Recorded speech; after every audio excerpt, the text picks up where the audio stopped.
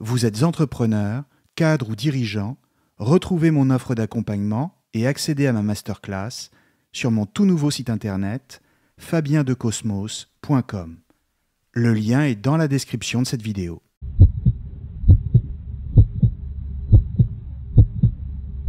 Bonjour à tous et bienvenue sur Cosmos. On a tendance à penser que, d'une manière générale, ce sont toujours les États-Unis qui influencent l'Europe, et la France en particulier. Mais à bien y regarder, c'est plutôt le contraire qui s'est produit depuis la seconde moitié du XXe siècle. Bien sûr, nous sommes influencés par l'American Way of Life, par les grandes marques de la high-tech, ou encore par le cinéma hollywoodien que nous consommons quasiment de manière quotidienne.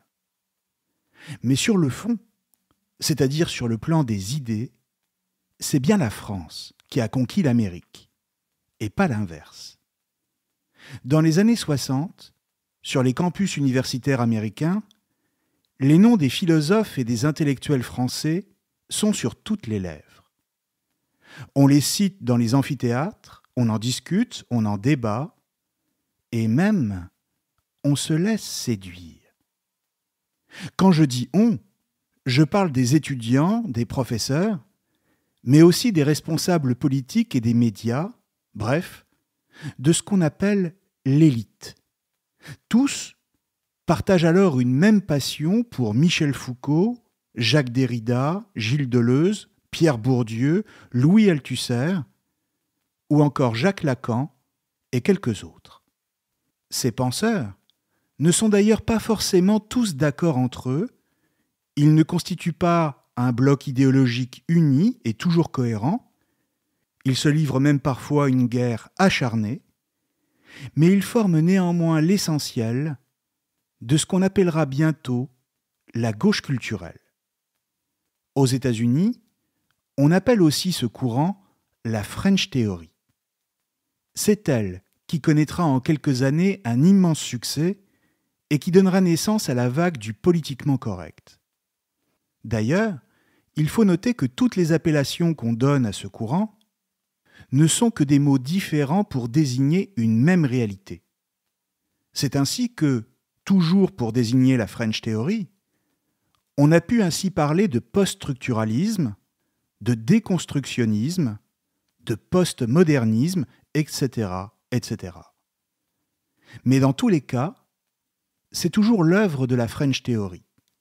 C'est-à-dire, en clair, la pensée française depuis les années 1968 et ensuite 70 et son influence sur les élites américaines. Pour le dire très simplement, le lien entre tous les représentants de ce courant, c'est l'idée que le temps de la modernité, tel qu'on l'avait connu jusque-là, était révolu. Fini l'époque des Lumières, et donc fini le rationalisme. Fini le prestige de l'Europe, de sa philosophie et de sa littérature. Fini l'âge d'or de la confiance en la démocratie triomphante et en l'économie de marché. Fini enfin la civilisation occidentale, son humanisme et surtout son universalisme, ce dernier étant maintenant compris comme le masque du colonialisme et même du néocolonialisme. Dans l'esprit de ces penseurs, tout cela renvoie à une vision dépassée du monde, pour le moindre, ou encore à un rapport de domination, pour le pire. Ces idées-là sont donc d'abord nées en France, ont ensuite traversé l'Atlantique, et si elles nous reviennent aujourd'hui avec encore de nouvelles appellations, comme le wokisme ou la cancel culture, ce sont bien les nôtres. Et nous les retrouvons dans les universités européennes, où elles triomphent exactement de la même manière que dans les universités américaines. Maintenant, pour retrouver les origines profondes de cette pensée française, devenue pensée américaine, il faut faire un peu de généalogie, c'est-à-dire aller un peu plus loin dans le temps. Tous ces penseurs français des années 60 ne sont pas sortis de nulle part. ils sont eux-mêmes le produit d'un certain type de philosophie qui a dominé les débats intellectuels depuis le XIXe siècle. C'est ce qu'on appelle la philosophie du soupçon. Mais de quoi s'agit-il ? La philosophie du soupçon, comme l'a désigné Michel Foucault, c'est une démarche philosophique qui consiste à considérer que, derrière tout type de discours ou tout type de comportement, se cachent des réalités latentes, des pensées inconscientes, dont le réel qu'on a sous les yeux ne serait que le symptôme. C'est une démarche qui consiste donc à soupçonner que derrière tout ce qui constitue le réel se tiennent des vérités qu'il nous faut débusquer et faire éclater au grand jour.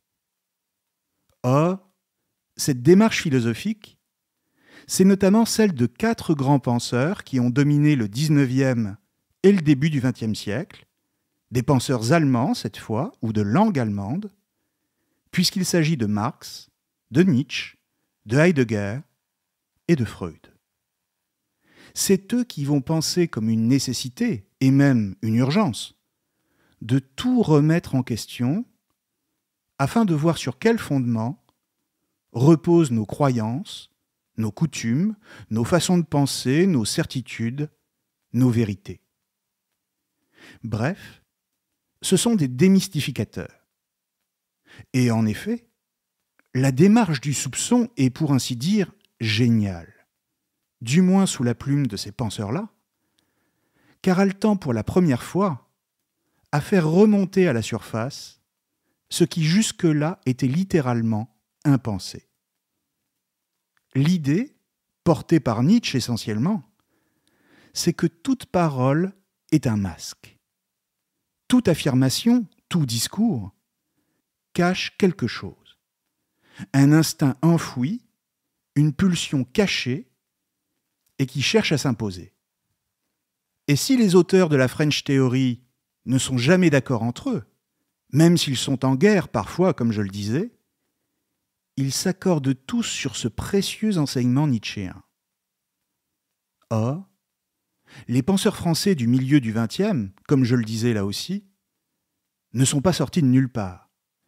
Ils ont été les élèves lointains, les héritiers de ces grands personnages. Et je dis grands personnages car, qu'on les aime ou pas, ils restent incontournables dans l'histoire des idées. Les penseurs français vont donc reprendre la même démarche, cette démarche du soupçon, mais en la radicalisant. C'est ainsi qu'il va y avoir un marxisme français avec le philosophe Louis Althusser, ou encore avec le sociologue Pierre Bourdieu, un heideggerianisme à la française, avec Jacques Derrida, une psychanalyse française, avec Lacan, et surtout un nietzschéisme français, avec Michel Foucault, ou encore Gilles Deleuze. Foucault revendique d'ailleurs lui-même, et à de nombreuses reprises, le fondement nietzschéen de sa pensée. Il dit « Je suis nietzschéen ». Simplement, cette démarche philosophique qu'est le soupçon, c'est aussi par essence une démarche de déconstruction. Car penser ce qui est caché, remettre en cause, chercher les véritables fondements des choses, c'est une forme de contre-culture à l'œuvre contre toutes les traditions. L'enjeu est de déconstruire tous les ordres établis et plus que cela encore, toutes les manières de penser jusque-là dominantes. Pas pour le plaisir de tout casser, bien sûr, mais plutôt pour se libérer des différentes formes de servitude, pour en révéler la fausseté, l'hypocrisie ou la tendance à la domination, comme je le disais. La déconstruction est donc au cœur du soupçon des penseurs allemands et elle est importée dans la pensée française à partir des années 60, notamment par Derrida, qui la trouve chez Heidegger. C'est donc en ce sens que les Foucault, les Derrida, les Althusser vont s'en prendre de façon radicale à toutes les structures de l'Occident moderne pour les déconstruire. Notamment la raison instrumentale, le capitalisme, l'humanisme républicain, la démocratie parlementaire, l'histoire et la culture européenne, etc., etc. Ces différentes cibles sont en quelque sorte résumées en un concept clé par Derrida. Le concept du phallo-logocentrisme. Le phallo-logocentrisme, c'est l'outil philosophique dont il se sert pour penser le rôle joué par l'homme européen, qui utilise sa raison pour se définir lui-même historiquement comme un centre. Le but de ce concept est de dénoncer la domination européenne sur les peuples du monde, à travers la colonisation, l'oppression des femmes, la marginalisation des minorités, les violences faites aux animaux et enfin l'idée même de nature, considérée comme fasciste.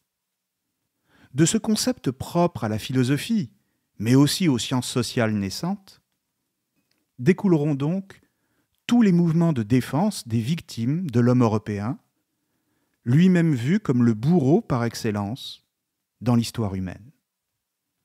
La bataille des idées commence donc avec un concept, qui est en réalité une machine de guerre contre l'homme européen et tout ce qu'il représente. En quelque sorte, c'est le début d'une nouvelle forme de philosophie qui consiste paradoxalement à rejeter tout l'héritage de la raison elle-même.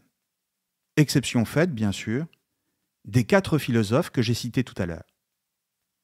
Nietzsche, surtout, est celui dont on se sert le plus, mais en le détournant au besoin, puisque c'est lui qui a inventé la méthode généalogique qui leur sert de modèle. Règne alors une joyeuse ambiance de révolution, surtout en 1968, dans laquelle on a l'impression d'assister à la mort de la pensée ancienne et à la naissance d'un nouvel élan philosophique, comme le confirme d'ailleurs un texte de Heidegger lui-même, publié en 1966, et simplement intitulé « La fin de la philosophie et la tâche de la pensée ». Ce que ces philosophes et penseurs de la French Theory reprochent à leurs aînés, c'est d'avoir été les agents d'un système, celui de l'État et de la bourgeoisie. Ils se revendiquent volontiers comme des marginaux qui ne seront compris du grand public que bien après leur mort. Avec un brin de paranoïa, ils se voient eux-mêmes comme les courageux agents de l'avant-garde, qui ne sont pas du sérail de la philosophie, alors même qu'ils enseignent à l'école normale supérieure, comme Althusser, ou qu'ils en sont sortis parmi les premiers de leur promotion.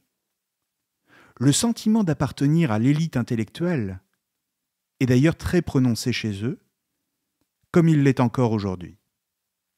Bref, de là à dire qu'il s'agit d'un théâtre, chacun en jugera, mais il est certain qu'ils ne sont pas les marginaux qu'ils prétendent être. Mais disons que cette marginalité affichée leur permet de justifier l'utilisation de concepts compliqués et difficilement compréhensibles du grand public, comme le phallo-logocentrisme de Derrida, dont je parlais à l'instant.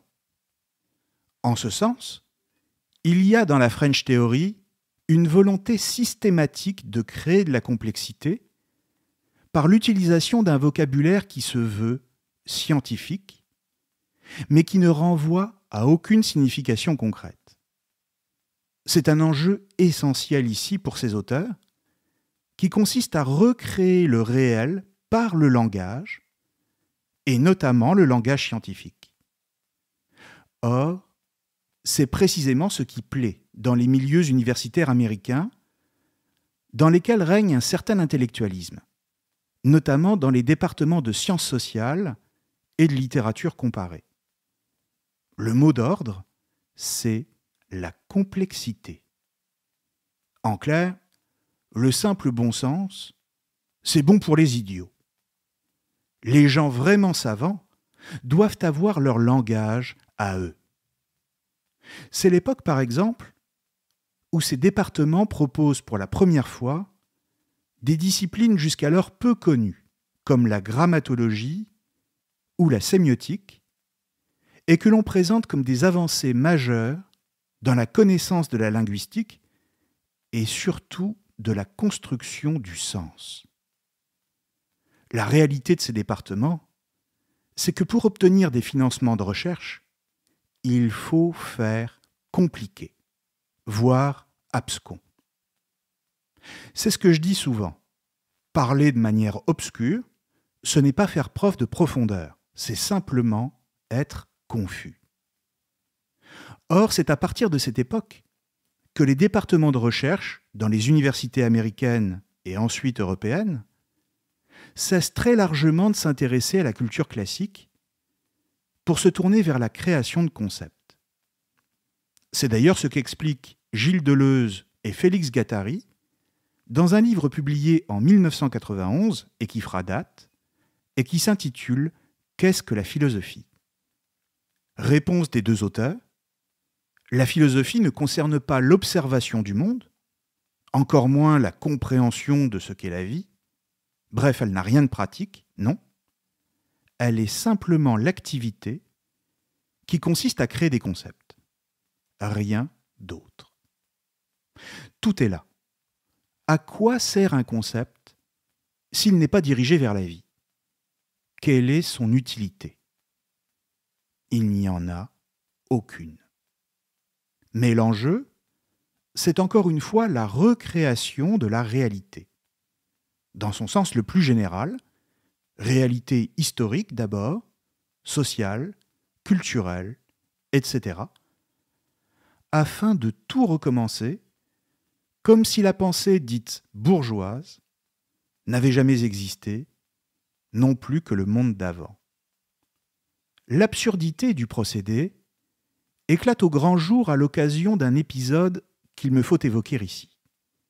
En l'occurrence, la fameuse affaire Sokal. En 1996, un physicien américain, du nom d'Alan Sokal, parvint à publier dans la revue de sciences humaines américaine Social Text un article totalement bidonné, un véritable canular, volontairement absurde. Son but était de démontrer que l'on pouvait publier dans des revues universitaires, supposées sérieuses, des textes totalement bidons, mais que leurs auteurs présentent comme s'inscrivant dans la French Theory et teintés d'idéologie postmoderne, ce qui revient au même. Le scandale éclata aussitôt. Se pouvait-il qu'une publication de si haut vol, financée par l'université qui plus est, raconte tout simplement n'importe quoi, en utilisant des concepts vides de sens, comme par exemple l'herméneutique transformative de la gravitation quantique. C'est en l'occurrence le titre de l'article de Sokal. Alan Sokal s'associa l'année suivante, en 1997, à un physicien belge du nom de Jean Bricmont pour tout raconter dans un livre intitulé « Impostures intellectuelles ». Les deux auteurs y dénoncent les penseurs de la French Theory et leurs disciples.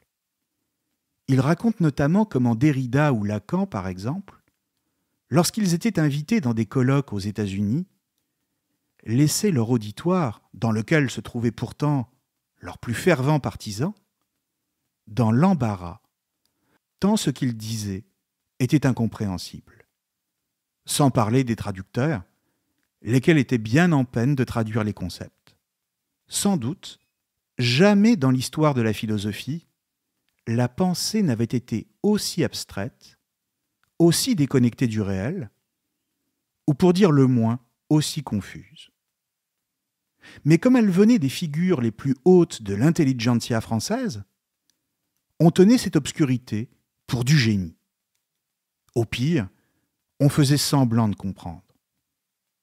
En revanche, ce qui est très clairement exprimé par tous les penseurs de la French Theory, malgré leurs nombreux désaccords, encore une fois, et leurs luttes intestines, c'est leur anti-humanisme et leur rejet commun de la notion de sujet, laquelle était fondatrice de la pensée moderne en Occident. Pour rappel, pour le dire très simplement ici, le sujet en philosophie, c'est l'idée toute simple que l'homme est conscient de lui-même et qu'à ce titre, il ne se confond pas avec l'objet, c'est-à-dire le monde. Qu'est-ce que cela veut dire ?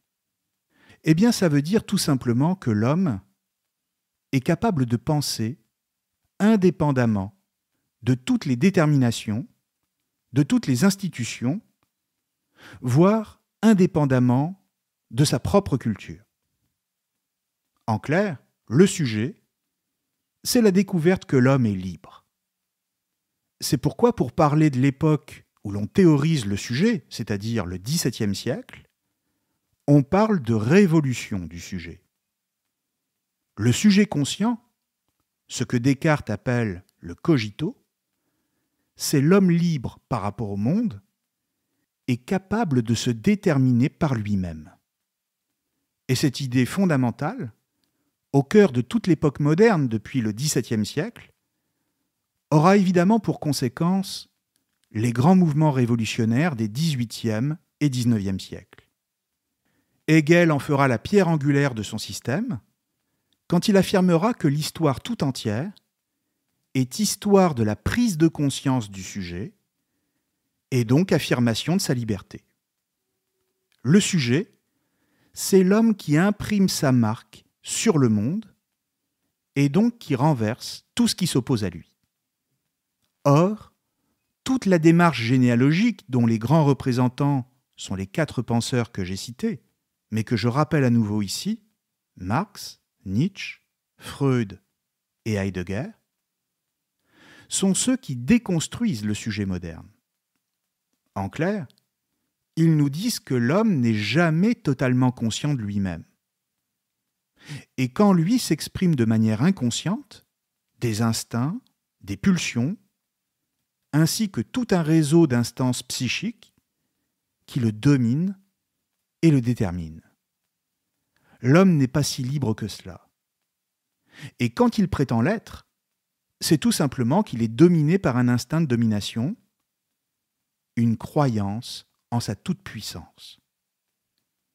C'est pourquoi ces penseurs renversent littéralement les perspectives de l'humanisme classique, de sorte que pour eux, il ne s'agit plus de savoir ce que quelqu'un dit, mais ce qui parle en lui au moment où il le dit. Quel instinct le travaille, pour ainsi dire de l'intérieur, dans les souterrains de la conscience. Ça parle, dit Nietzsche, au paragraphe 17 de Par-delà bien et mal, autrement dit, une force, une puissance s'exprime en moi, sur laquelle je n'ai pas de contrôle, mais qui me laisse simplement l'illusion que c'est moi qui m'exprime de manière libre. Le ça apparaît d'ailleurs pour la première fois sous la plume de Nietzsche et non celle de Freud. En clair, ces penseurs déconstruisent l'idée de sujet. Foucault ira lui jusqu'à parler de la mort de l'homme.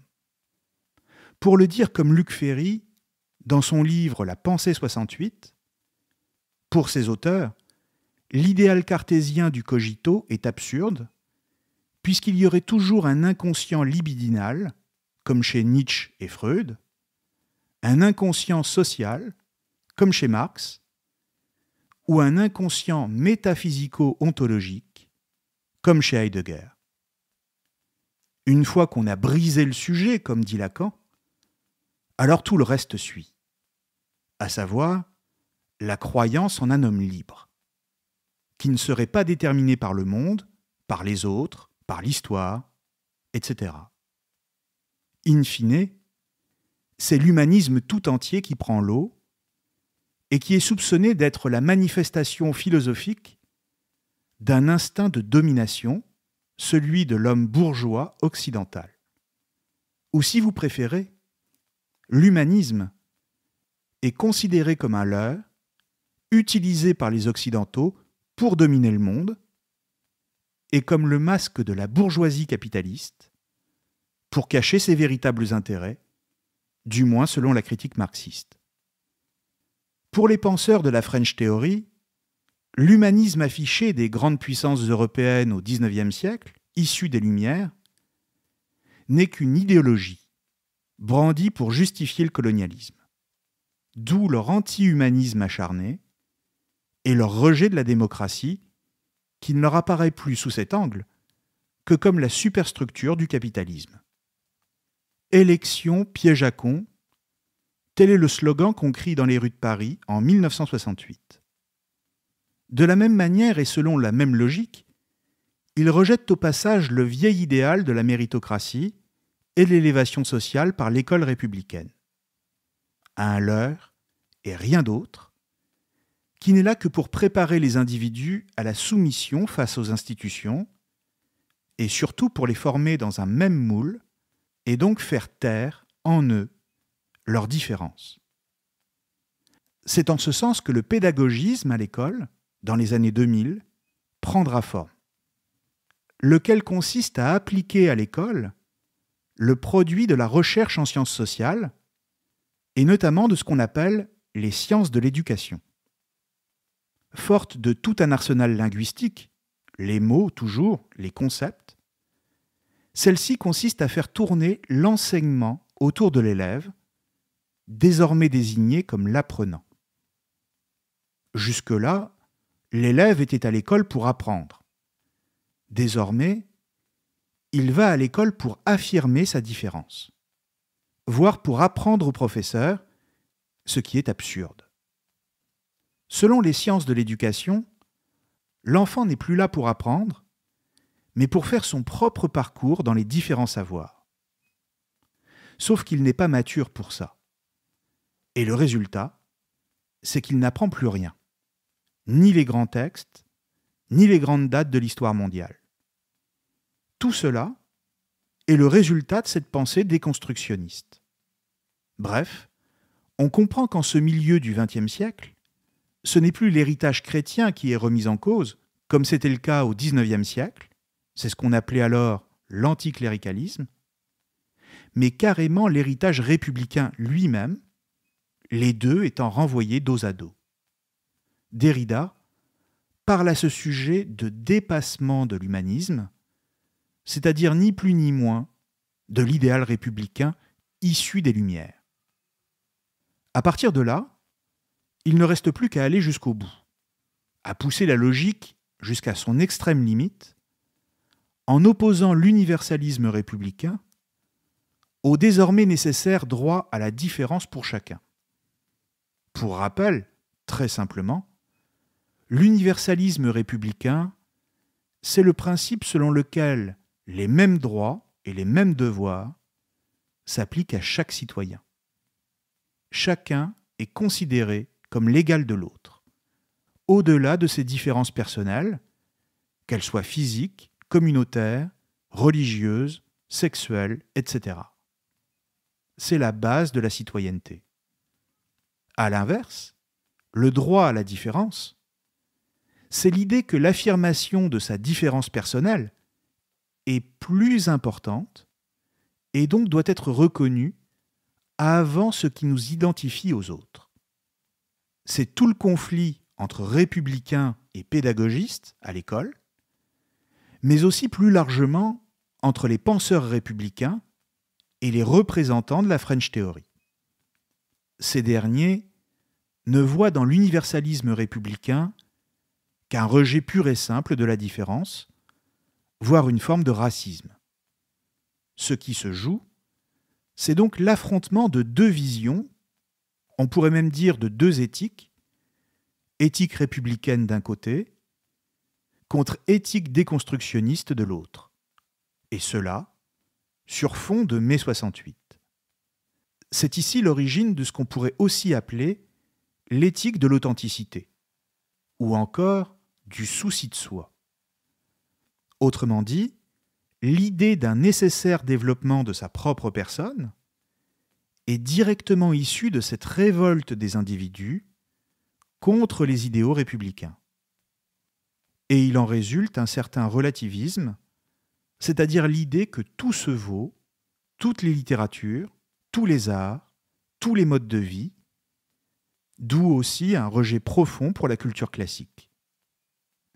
Quand l'idéal républicain consistait à partir de ce qu'on était pour se hisser à une version plus exigeante de soi-même, l'éthique individualiste de l'authenticité lui oppose le slogan du Be Yourself, du faites comme bon vous semble ou du venez comme vous êtes. L'idéal républicain, c'était celui de l'effort, de l'accomplissement de soi, du devoir, de la bonne volonté, du désintéressement, bref, de tout ce qui nous rappelle que la vie ne peut pas être réduite à ce qui nous concerne personnellement et à la satisfaction hédoniste de nos intérêts propres. Avec le mouvement déconstructionniste des années 68, toute forme d'exigence devient une forme de fascisme qui s'oppose au bonheur et à l'épanouissement personnel, lequel est vu comme le but ultime de la vie. Tout ce qui ne va pas dans le sens de l'individu est considéré comme irrespectueux et donc comme politiquement incorrect. C'est en ce sens qu'il s'agit d'un dépassement du modernisme républicain. C'est en ce sens aussi que ce dépassement se pense lui-même comme un progrès. J'avais déjà parlé du postmodernisme, notamment dans mon audio sur Lipovetsky, et je vous y renvoie. Mais alors maintenant, il reste à se demander pourquoi un tel mouvement, malgré son obscurantisme conceptuel et sa critique furieuse de notre héritage le plus précieux, à savoir l'idéal républicain des Lumières et la démocratie, a-t-il pu avoir à cette époque un tel succès? Eh bien tout simplement parce qu'il y a aussi une part de vérité dans ce que disent ces penseurs. C'est vrai, tous ces grands idéaux de l'Occident n'ont pas su préserver le monde des catastrophes du XXe siècle. L'Europe, en l'occurrence, n'a pas été seulement impuissante à empêcher le fascisme, le nazisme, le stalinisme, mais elle a même été active dans cette voie. Elle y a participé. De même, il est vrai que l'Europe a organisé le colonialisme ainsi que l'esclavagisme. Qui le nierait aujourd'hui? L'idée de tous ces penseurs généalogistes qui sondent ce qui se cache derrière les apparences, c'est que la République, les Lumières, la démocratie, les droits de l'homme, tout cela n'est qu'un beau vernis pour cacher une réalité moins reluisante, celle de la tentation de la violence. Et il faut bien leur reconnaître ce qui est une évidence, c'est-à-dire qu'en effet, l'Europe a eu cette tendance à verser dans l'ethnocentrisme et l'impérialisme. Inutile de le nier puisque c'est vrai, à ceci près qu'elle n'a pas été la seule. C'est le fait de quasiment toutes les civilisations dans l'histoire. Or, les penseurs de la French Theory n'ont porté leur coup que sur elle et sur son héritage. Pourquoi? Était-il ignorant? Non, loin de là. C'est simplement qu'il s'inscrivait dans un mouvement de déconstruction des valeurs traditionnelles, bien plus ancien qu'eux, qui remonte au XIXe siècle, et qui vise un certain type de monde en particulier.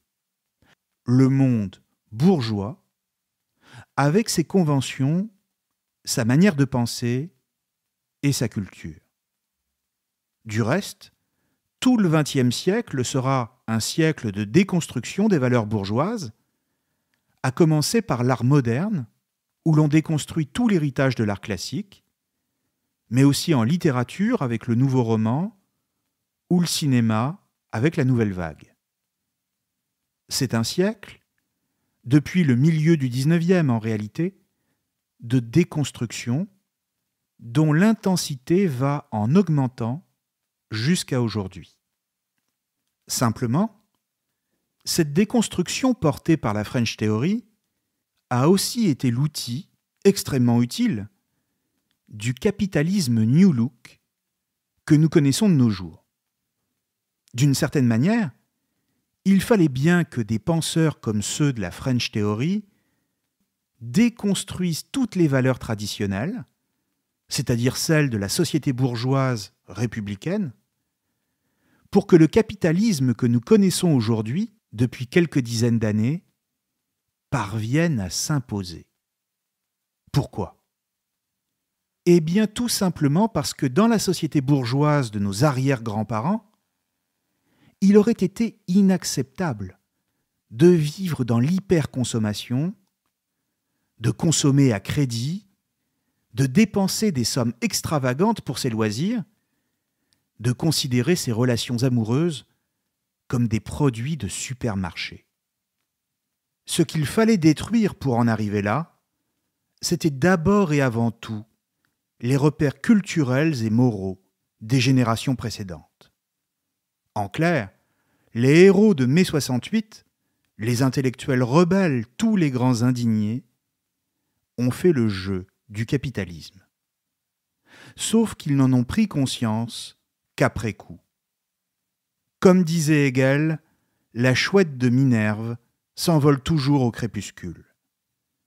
Et ce n'est peut-être pas un hasard si cette théorie a surtout prospéré aux États-Unis, pays du capitalisme par excellence, et pas ailleurs.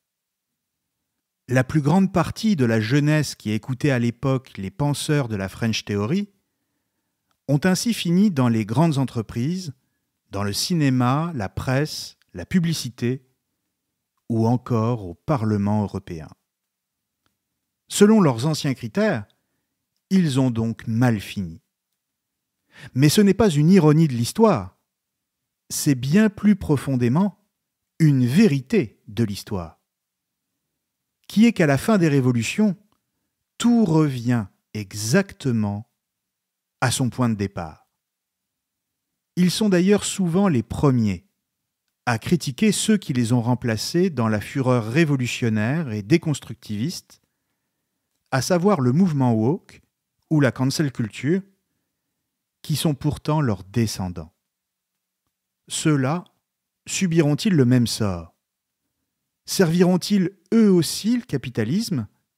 D'ailleurs, le servent-ils déjà, sans le savoir ? L'avenir nous le dira. Merci à tous et à très bientôt sur Cosmos. Si vous voulez en savoir plus sur mon accompagnement philosophique, n'hésitez pas à visiter mon site internet fabiendecosmos.com et à visionner ma masterclass. Tous les liens sont dans la description de cette vidéo.